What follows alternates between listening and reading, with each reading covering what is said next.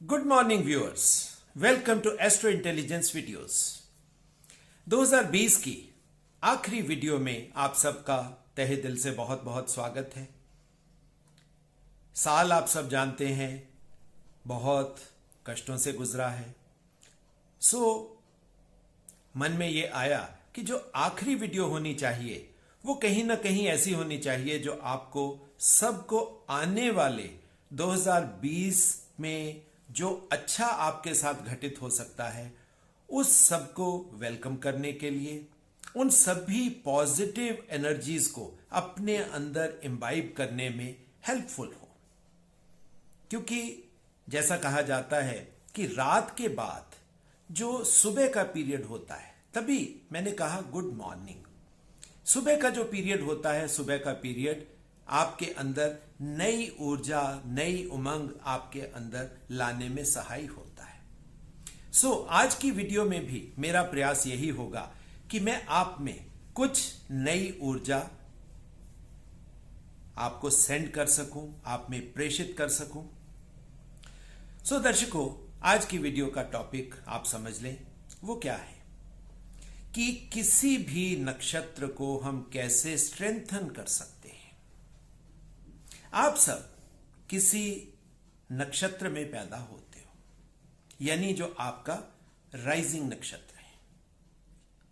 एक नक्षत्र है जिसको राइजिंग नक्षत्र, वो है आपके लग्न का नक्षत्र। एक नक्षत्र है आपकी राशि का नक्षत्र जिसको हम चंद्रमा का नक्षत्र कहते हैं।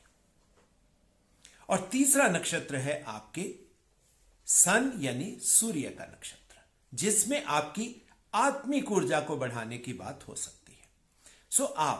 चाहे आप अपना एक नक्षत्र पकड़ लें, चाहे आप तीनों नक्षत्र पकड़ लें, यानी जिसमें सूर्य का नक्षत्र, चंद्रमा का नक्षत्र और लग्न का नक्षत्र, इन तीनों नक्षत्रों को जैसे ही हम एक्टिवेट करते हैं, स्ट्रेंथन करते हैं, तो हम एक्सपेक्ट कर सकते हैं कि उस फला नेटिव के जीवन में कुछ पॉजिटिव एनर्जी अंदर आ जाएगी। उस पॉजिटिव एनर्जी को लेने के लिए आज हम पहले तो एक कॉन्सेप्ट को मैं आपको समझाना चाहता हूं, और वो कॉन्सेप्ट एज ए डॉक्टर मेरे लिए उसके ऊपर बात करना बहुत आसान बात है।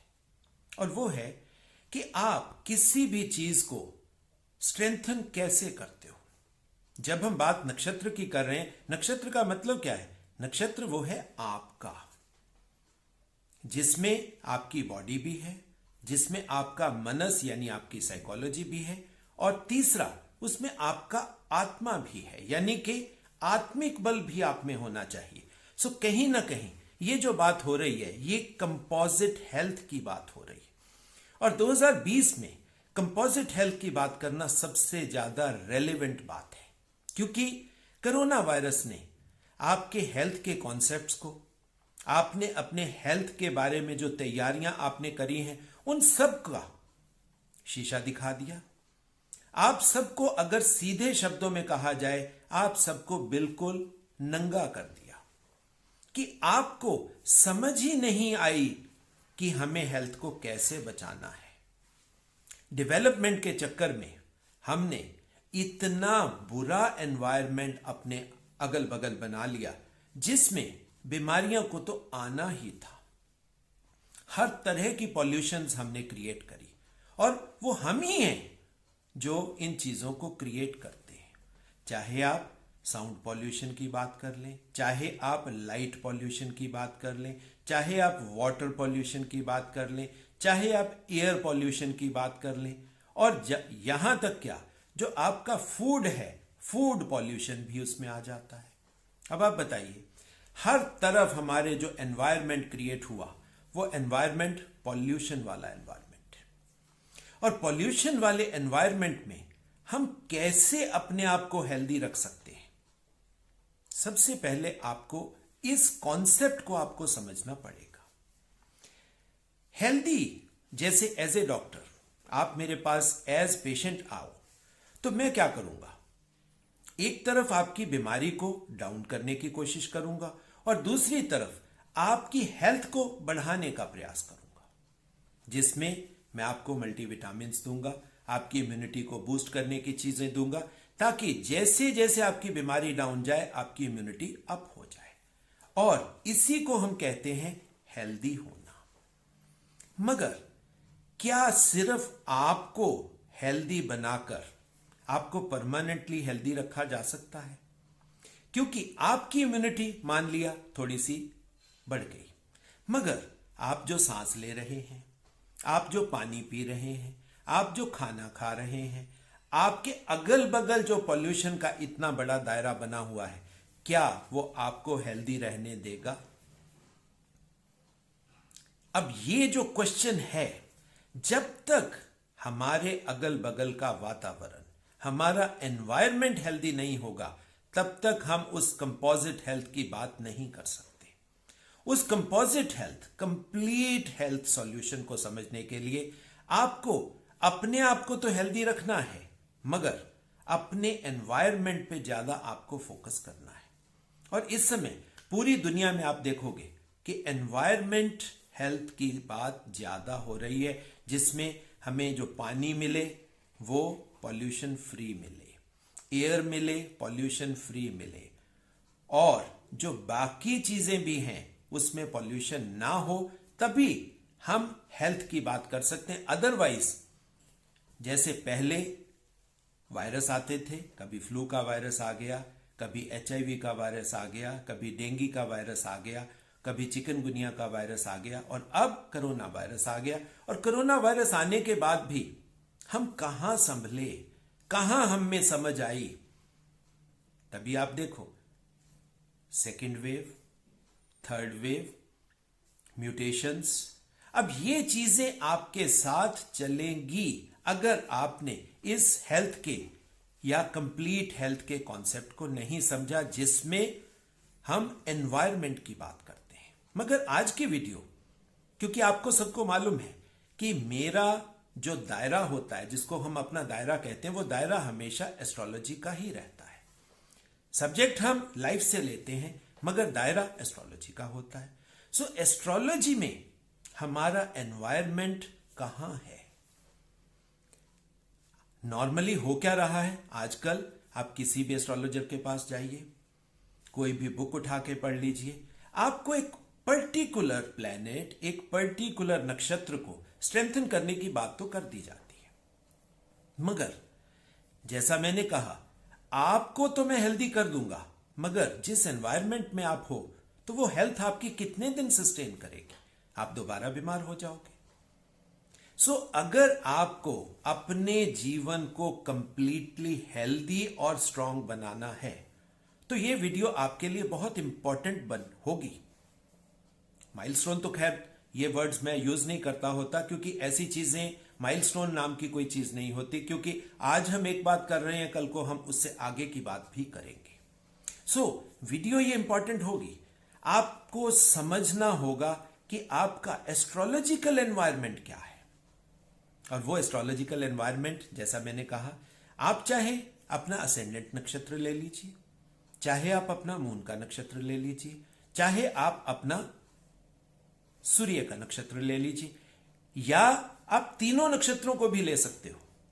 और तीनों नक्षत्रों को अगर आप स्ट्रेंथन करोगे, तो आपको उनके दायरे में जो चीज आती है, असेंडेंट का मतलब होता है हमारी फिजिकल बॉडी, मून के नक्षत्र का मतलब होता है हमारी इमोशनल बॉडी, हमारी साइकोलॉजी, और सोलर नक्षत्र का मतलब है हमारी आत्मिक बॉडी, जिसमें हम अपने सोल लेवल की बात करते हैं, सोल की डेवलपमेंट की बात करते हैं। सो आयाम तीनों के डिफरेंट हैं, मगर अब इसको स्ट्रेंथन करने के कॉन्सेप्ट के ऊपर हम बात करते हैं। नॉर्मली क्या होता है, हम ये कहते हैं, हर नक्षत्र का आपको मालूम है एक मंत्र है, हम कहते हैं उस मंत्र का जाप कर लो। हर नक्षत्र का एक पेड़ है, हम कहते हैं उस पेड़ के सानिध्य में आप आ जाओ, उस पेड़ को अपने एनवायरनमेंट में कर लो, उस पेड़ की वर्शिप कर लो। और कुछ चीजें हर नक्षत्र के साथ एसोसिएटेड होती हैं, जैसे कौन से देवता उस नक्षत्र के साथ एसोसिएट हो रहे हैं, किसी के साथ पितर एसोसिएट हो जाते हैं। सो उन सभी की वर्शिप करना, वो भी उस नक्षत्र को स्ट्रेंथन करने का उपाय ही है। इसी तरह हम कोई पर्टिकुलर स्टोन डाल सकते हैं। पर्टिकुलर कलर्स की बात आती है कि कलर्स के साथ भी हम नक्षत्रों को एक्टिवेट कर सकते हैं। एक्टिवेट करने के तरीके काफी लोगों को तो मालूम है, मगर दर्शकों यहां पर मैं आपको एक बात कहना चाहता हूं कि कृपया करके लाल किताब के उपायों को एस्ट्रोलॉजी में मत लाइए, क्योंकि वो जो चीजें हैं कहीं ना कहीं एस्ट्रोलॉजी के परव्यू से बाहर की बात ही है वहां पर, क्योंकि वहां पर hit and trial method he use होता है और वहां पर नक्षत्रों की बात नहीं है। हम वैदिक एस्ट्रोलॉजी में हैं तो वैदिक एस्ट्रोलॉजी सिर्फ आपकी मूलभूत ऊर्जाओं के साथ ही कनेक्ट करती है और वहीं से वैदिक एस्ट्रोलॉजी रिजल्ट्स भी लेती है और जो सबसे खूबसूरत रिजल्ट्स होते हैं। आज मैं आपको उस एनवायरनमेंट को समझाना चाहता हूं कि आपका एनवायरनमेंट नक्षत्र वाइज क्या हो सकता है। देखिए, अब नक्षत्र में आपका एनवायरनमेंट क्या हो सकता है? आपके आगे यानी आपके फ्रंट में या आपकी ऑपोजिशन में कौन है, ये सबसे प्राइमरी एनवायरनमेंट है हमारा। अब कोरोना वायरस ने इस पे ऊपर सबसे ज्यादा फोकस किया है। आपके सामने जो आदमी आता है, आपके ऊपर छींक दे, आपके ऊपर खांस दे, जो वायरस है आपके सीधे ऊपर आएंगे। वो है आपका ऑपोजिशन, आपका 7th हाउस, या हम ये कह सकते हैं आपका ऑपोजिट नक्षत्र। और 2 नक्षत्र यहां पर और इंपॉर्टेंट हो जाएंगे, आपका 2nd और आपका 12th, यानी आपसे आगे का नक्षत्र और आपसे पीछे का नक्षत्र। अब आप देखिए, ये एक कंपोजिट एनवायरनमेंट है जिसमें हम काम कर सकते हैं। और अगर हमने इस एनवायरनमेंट को हमने अच्छा कर लिया तो आपको क्यों नहीं रिजल्ट मिलेगा? देखो, पर्टिकुलर एक नक्षत्र को एक्टिवेट करके उसकी रेमेडीज करके हम उसको स्ट्रेंथन कर सकते हैं, मगर वो जो स्ट्रेंथ हमें मिलती है या वो जो हेल्थ हमें मिलती है वो परमानेंट नहीं होती, थोड़ी देर के लिए होती है, उसके बाद डाई डाउन हो जाती है, क्योंकि बाकी जो फोर्सेस हैं वो हमारे को दोबारा से ओवर पावर कर लेती हैं।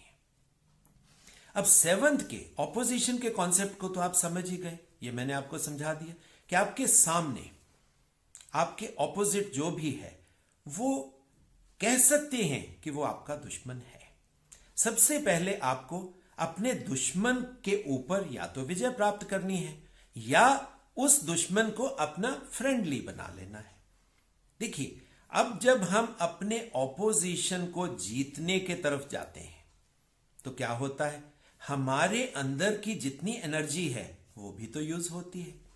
बड़ी मुश्किल से हमने अपनी हेल्थ को थोड़ा सा ऊपर के लेवल पर हम लेकर गए, मगर उस लड़ाई में, उस झगड़े में, उसको ओवर पावर करने में हमारी वो टोटल इम्यूनिटी या टोटल स्ट्रेंथ जो हमने एक्वायर करी थी वो फिर डाउन चली जाती है। इससे बेटर एक है कि हम अपनी ऑपोजिशन को अपना फ्रेंडली बना लें, ताकि उस ऑपोजिशन से हमें रिजल्ट मिले, पॉजिटिव रिजल्ट मिले। इसी तरह हमसे जो आगे का नक्षत्र होगा, यानी कि आप समझ लीजिए आप हो, आपके पड़ोस में जो घर आपसे एक पीछे है और एक घर आपके आगे है। अब पीछे वाले को आप सब जानते हो, वो तो 12th हाउस कॉन्सेप्ट हो जाता है, वो तो लॉस का कॉन्सेप्ट हो जाता है, क्योंकि जैसे ही चीज 12th में जाती है या तो उसको हमें छोड़ना है या उसे कंज्यूम कर देना है या उसे एक्सपेंड कर देना है, तभी उससे रिजल्ट मिलेगा। और जो चीज आपके आगे की है वो तो आपका गेन का हाउस है, वो नक्षत्र भी आपके गेन का है, वहां से आपको लाभ मिल सकता है, मगर क्या वो लाभ आपकी फेवर का लाभ होगा? कहीं आप जो गेन आपको वहां से होगा, कहीं वो इस तरह का गेन तो नहीं है कि आपको जो हेल्थ मिली वो उसी को प्रभावित कर दे। अब आज की वीडियो में मैं आपको पर्टिकुलरली एग्जाम्पल के साथ ही बात करूंगा, और वो एग्जाम्पल मैं लेना चाहूंगा जो मेरा नक्षत्र है। आप सब दर्शकों जानते भी हो, क्योंकि मैंने अपना चार्ट आप लोगों के साथ कई बार शेयर किया है। मेरा नक्षत्र है माघा नक्षत्र है, क्योंकि चंद्रमा का नक्षत्र मेरा माघा है। आज मैं सिर्फ मघा नक्षत्र की ही बात करूंगा। मघा नक्षत्र आप सब जानते हो, केतु का नक्षत्र है। यहां पर एक रॉयल स्टेटस आदमी को परमात्मा की तरफ से कह लीजिए अकॉर्ड हो जाता है, साथ में एक रॉयल थ्रोन मिल जाती है जिसको हम कहते हैं सिंहासन मिल गया। यानी कि आदमी को कहीं ना कहीं परमात्मा की तरफ से राजा बनाकर भेजा जाता है दुनिया में। अब राजा है तो राजा है किस हाउस का, क्योंकि यहां पर सूर्य का प्रभाव बहुत ज्यादा है, क्योंकि सूर्य के घर का पहला नक्षत्र है। वैसे ये गंडांत का नक्षत्र है। सूर्य का नक्षत्र होने की वजह से माघा नक्षत्र वालों के अंदर बहुत ज्यादा अहंकार, ईगो होने की संभावना हो जाती है। सबसे पहले तो आपको अपने आप को सही करना है, और उस सही करने के लिए सबसे पहले आपको अपने नक्षत्र की अच्छाइयां और बुराइयां दोनों आपको समझनी होंगी कि इसमें अच्छाई क्या है और इसमें बुराई क्या है। अब माघा नक्षत्र आप देखिए राजा का नक्षत्र है, मगर राजा वो क्या अपने लिए राजा है? राजा कभी अपने लिए नहीं होता। राजा तो प्रजा के लिए होता है। जब तक राजा प्रजा के लिए काम कर रहा है वो मीनिंगफुल है, वो रेलेवेंट है। मगर जैसे ही राजा सेल्फिश होकर अपने लिए सेल्फ मोटिव्स के लिए काम करना शुरू करता है तो वो कहीं ना कहीं उस नक्षत्र की जो मेन इंटेंट है उसके खिलाफ काम कर रहा है, तो वहां से तो रिजल्ट नहीं मिल सकते। और यहां पर जो ऑपोजिशन इसकी है माघा नक्षत्र की, माघा नक्षत्र में पितरों का रोल बहुत ज्यादा है, ये सब आप जानते हैं। सबसे पहले हम ये समझ लें कि माघा नक्षत्र का एनवायरनमेंट क्या है। ये केतु का नक्षत्र है, तो केतु के बिल्कुल सामने आप देखिए राहु का नक्षत्र कौन सा आएगा। राहु का नक्षत्र जो एक्वेरियस में वो बनेगा सर्पमेषा, 100 स्टार्स का। सीधा सीधा आप कॉन्सेप्ट समझ सकते हो कि माघा राजा है उन 100 लोगों के लिए, उस प्रजा के लिए वो राजा है, और प्रजा राहु इंटेंट है, वो ही माघा का फ्यूचर है। इसी वजह से माघा वालों को ज्यादा बड़े ग्रुप्स में काम करना है, कॉर्पोरेट्स में जाना है, बड़े लोगों के साथ इंटरेक्ट करना है, और राहु का माध्यम यानी कि सोशल मीडिया, इंटरनेट, ये जितने मीडियम्स हैं उसके थ्रू उनको बड़ी ऑडियंस के साथ, बड़े लोगों के साथ उसको इंटरेक्ट करना है, और ये है उसकी ऑपोजिशन। अब ऑपोजिशन को जीतना है तो प्यार से जीतना अच्छा रहेगा। अगर राजा अपनी अकड़ में अपने कॉलर खड़े करके बैठेगा तो प्रजा उसको छोड़ देगी, तो 7th हाउस उसके लिए अच्छा नहीं रहेगा, उसका फ्यूचर वहीं पे डाई डाउन हो जाएगा। आप समझिए इस बात को, माघा नक्षत्र वाले का फ्यूचर वहीं पे डाई डाउन हो जाएगा जैसे ही वो अहंकार में जाएगा। अब इटसेल्फ माघा नक्षत्र केतु का है। केतु का मतलब ही ये होता है कि हमें उन एनर्जीज से डिसोशिएट करना है, उनको हमें छोड़ना है। माघा नक्षत्र की एक्टिवेशन में हमें सबसे पहले अपने घमंड, अपनी ईगो, अपने अहंकार को छोड़ देना है, तभी हम उन 100 लोगों के लिए एक्सेसिबल हो जाएंगे, उनके साथ हमारा संबंध बहुत प्यार वाला बन जाएगा। हमें सब में प्यार बांटना है। अगर हम प्यार बांटेंगे, ईगो छोड़ देंगे, तो जो वो 7th हाउस जो आपका शक्ति स्थान है, अब आप समझिए इस बात को, 7th हाउस ऑपोजिट हाउस है। आप जो लोग मेरी पुरानी वीडियोस देखकर मतलब इन कंटिन्यूटी चीजों को समझ रहे हो तो आप ये बात समझ जाओगे कि 7th हाउस को एक्टिवेट अगर हम करेंगे तो उससे कैसे चीजें या रिजल्ट्स मिलते हैं। तो वहां पर भी वही चीजें हैं। हम अपने 7th को एक्टिवेट करने के लिए जो उसमें नेगेटिव चीजें हैं उसको कम करेंगे, तभी 7th हाउस की पॉजिटिव जो चीजें हैं, जो पॉजिटिव एनर्जी है, वो अब चली जाएगी।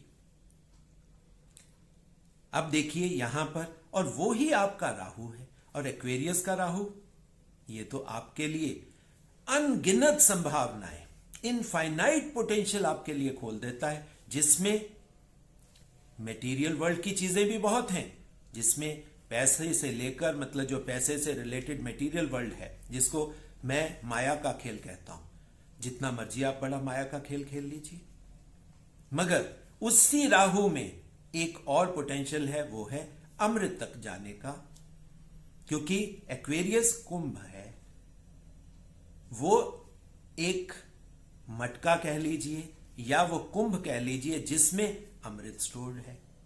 यानी कि आपके पास पोटेंशियल है कि आप अपनी प्रजा की सेवा करते हुए, अपनी आत्मा के ऊपर काम करते हुए, क्योंकि यहां पर देखिए आत्मा के ऊपर काम है, क्योंकि यह सूर्य के प्रव्यू का नक्षत्र है।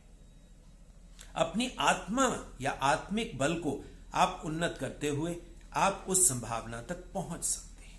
यह है आपका 7th यानी ऑपोजिट एनवायरमेंट। अब जो आगे पीछे के एनवायरमेंट है आप वो समझ लीजिए।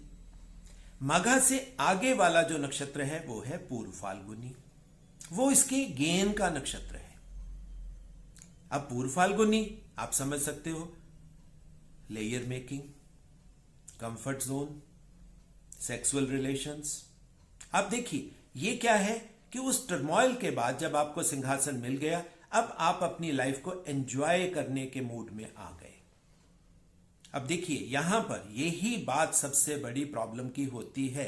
हम उस पर्टिकुलर नक्षत्र को तो एक्टिवेट कर बैठते हैं, मगर उससे जो रिजल्ट्स मिलते हैं, जो गेन हमें मिलता है, उस गेन में लोग फंस जाते हैं, इंडल्जेंस आ जाती है।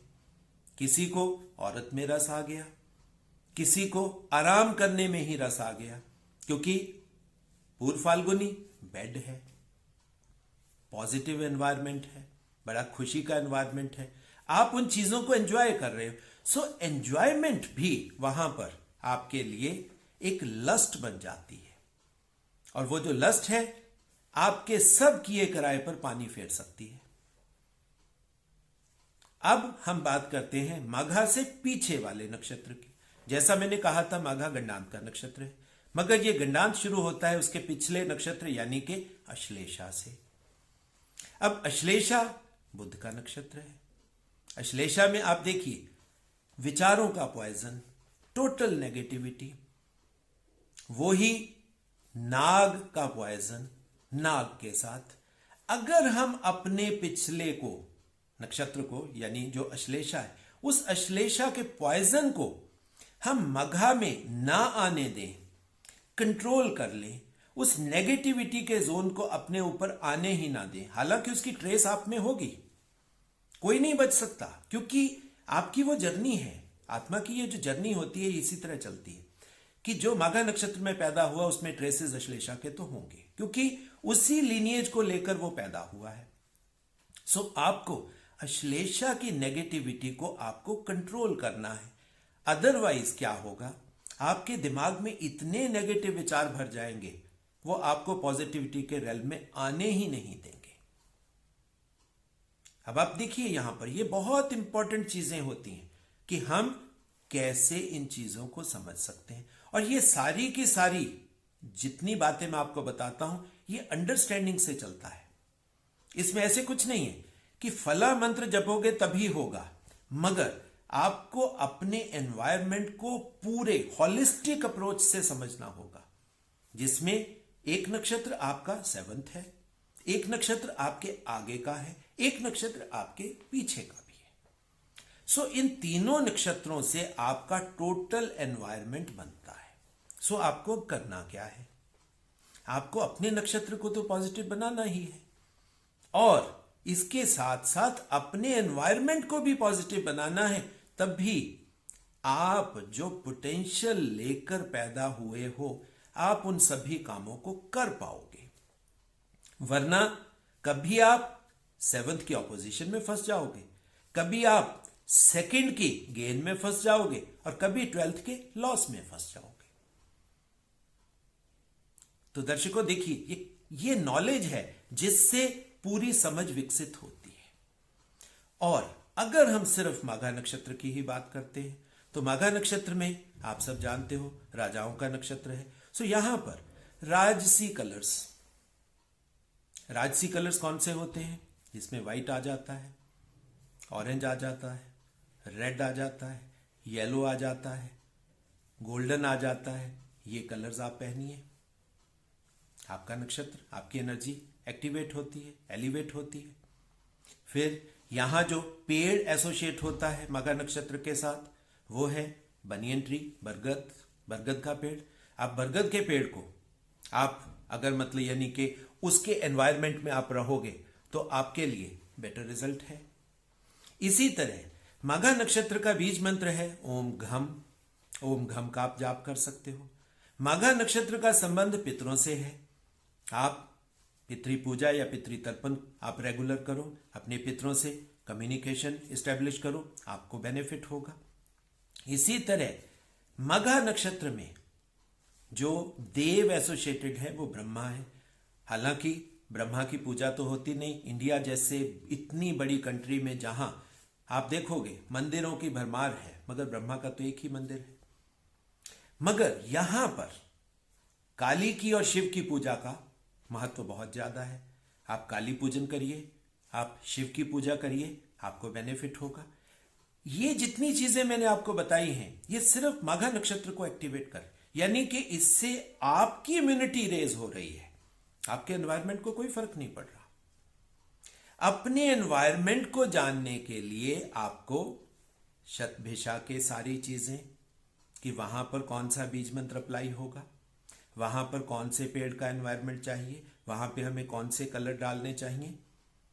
और इसी तरह आपको अश्लेषा का, अब अश्लेषा का संबंध पॉइजन से है और वहां पर तो आप देखिए ब्लैक प्रिडोमिनेंट रहेगा, मिस्ट्री की चीजें होंगी। सो वहां पर आपको ब्लैक नहीं डालना या प्रिडोमिनेंटली ब्लैक नहीं डालना। हालांकि आप कह सकते हो कि आज मैं ब्लैक डाले बैठा हूं, मगर ब्लैक के साथ व्हाइट भी है, दूसरा कलर भी है। सो प्रिडोमिनेंटली आपको वो काम नहीं करने। इसी तरीके से आप उन नक्षत्रों की जो नेगेटिव और पॉजिटिव उन सभी चीजों को आप पढ़ें और वो सभी चीजें अपने जीवन में लेकर आए। कौन से, देखिए सबके लिए सेम बातें नहीं होती, क्योंकि आपका किसी का भी नक्षत्र कोई भी हो सकता है। किसी में आगे का नक्षत्र अच्छा मिलेगा, किसी में पीछे का नक्षत्र अच्छा मिलेगा, किसी में सामने का नक्षत्र अच्छा मिलेगा। सो ये तो चलेगा, मगर उन सभी चीजों से हमारा पर्पस तो एक ही होना चाहिए कि हमें लाइफ में रिजल्ट्स चाहिए, और रिजल्ट्स मटेरियल भी चाहिए, साइकोलॉजिकल भी चाहिए और स्पिरिचुअल भी चाहिए। तभी हम उस कंपोजिट कंप्लीट हेल्थ की बात कर सकते हैं। सो दर्शकों, इस तरीके से अगर आप नक्षत्रों को समझोगे, नक्षत्रों को सिर्फ आप इस्तेमाल मत करिए, सिर्फ ये रेमेडीज देने के लिए नहीं है, इसको अपने जीवन में उतार लीजिए। जैसे ही उन चीजों को आप जीवन में उतारोगे, आप देखोगे कि आपको पॉजिटिव रिजल्ट्स मिलने शुरू हो जाएंगे। ये एकदम से नहीं होता, आप ये ना समझिए इसमें कोई जादू की छड़ी है, मैजिक वैंड नहीं है ये कि मैंने कह दिया और ये गिले गिले छू हो के आपके दुख दर्द सब खत्म।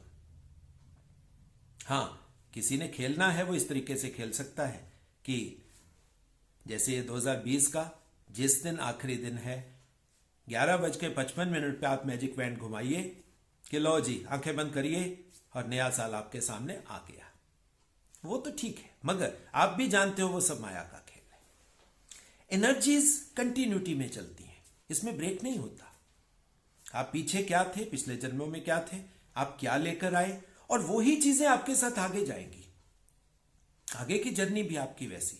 सो इस जर्नी को खुशगवार बनाने के लिए, वो चाहे 2020 है चाहे 2021 है, आएगा, समय आएगा, क्योंकि हम काल के साथ बंधे हुए हैं और काल के साथ कर्म जुड़े हुए हैं।